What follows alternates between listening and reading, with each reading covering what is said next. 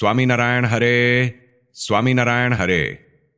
वचनामृत श्री सारंगपुर प्रकरण का चौथा, आत्मा अनात्मा का विवेक। संवत 1877 में श्रावण कृष्णा अष्टमी 31 अगस्त 1820 को श्रीजी महाराज श्री सारंगपुर ग्राम स्थित जीवा खाचर के राजभवन के कमरे के बरामदे में पलंग पर उत्तर की ओर मुखारविंद करके विराजमान थे। उन्होंने मस्तक पर श्वेत पाग बांधी थी, सफेद पिछौरी ओढ़ी थी और श्वेत धोती धारण की थी। उनके समक्ष सभा में मुनि तथा स्थान स्थान के हरिभक्त बैठे हुए थे।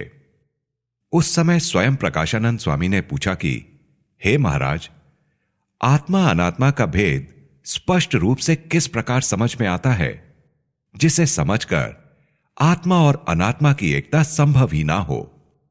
यह सुनकर श्रीजी महाराज कहने लगे कि 1 श्लोक से, 2 श्लोकों से, 5 श्लोकों से, 100 श्लोकों से अथवा 1,000 श्लोकों से भी यदि यह बात स्पष्ट रूप से समझ में आ जाए वही अच्छा है, जो समझ लेने के पश्चात आत्मा अनात्मा में एक के होने का भ्रम ही ना रहे।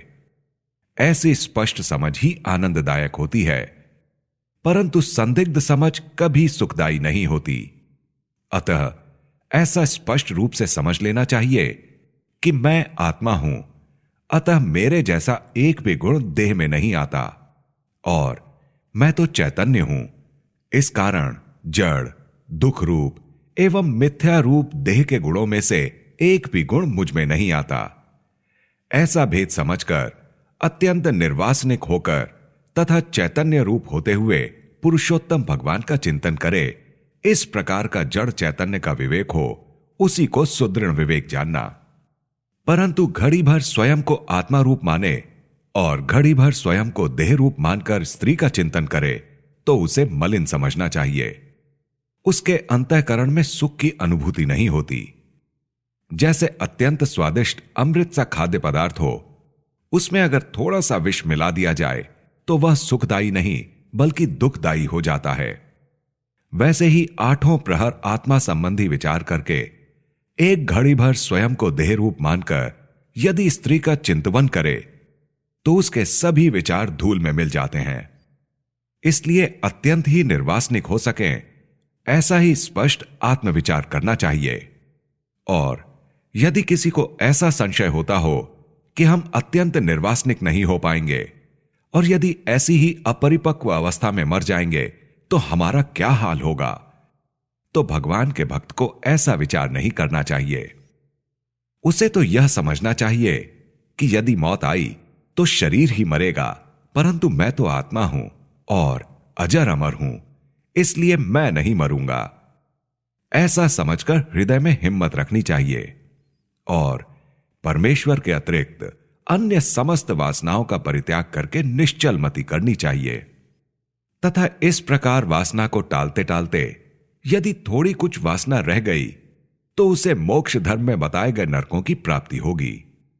उन नरकों का विवरण यह है कि भगवान के भक्त को यदि तनिक भी सांसारिक वासना रह गई तो उसे इंद्रादि देवताओं के लोकों की प्राप्ति होती है। वहां जाने पर अप्सराएं, विमान तथा मणिमंडित महल आदि समस्त वैभव जो कि परमेश्वर के धाम की तुलना में नरक सदृश हैं, उन्हें वह भोगता है। किंतु विमुख जीव की तरह यमपुरी अथवा 84 लाख योनियों में वह नहीं भटकता।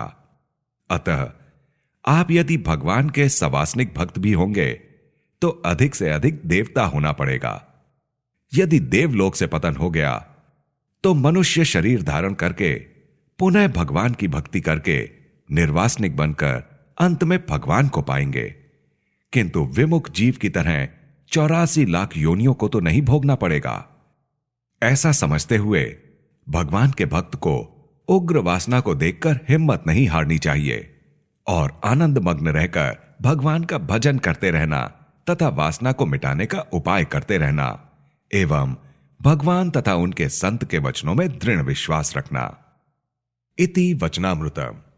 इस प्रकार से श्री सारंगपुर प्रकरण का चौथा वचनामृत पूर्ण हुआ।